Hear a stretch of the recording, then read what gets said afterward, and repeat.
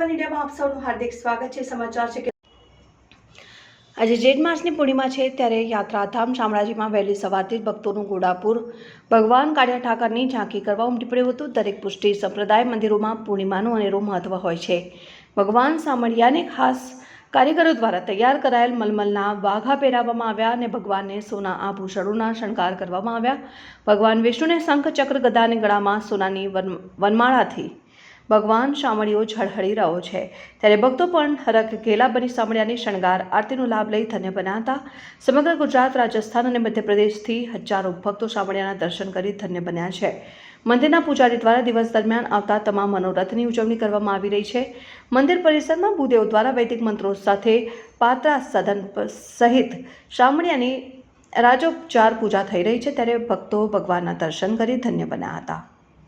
Bureau chief ઉદયરાજ સિંહ, news 7 India, Aravalli. જય શ્રી કૃષ્ણ। આજે જેઠ સુદ પૂર્ણિમા।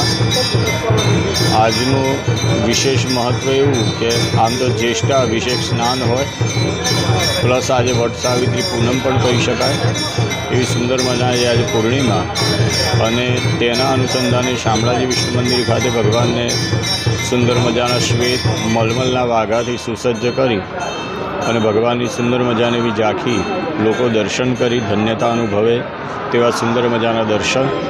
આજના દિવસે અહીંયા યજ્ઞશાળા ખાતે ભગવાનની એક સુંદર મજાની રાજોપચાર પૂજા પણ છે।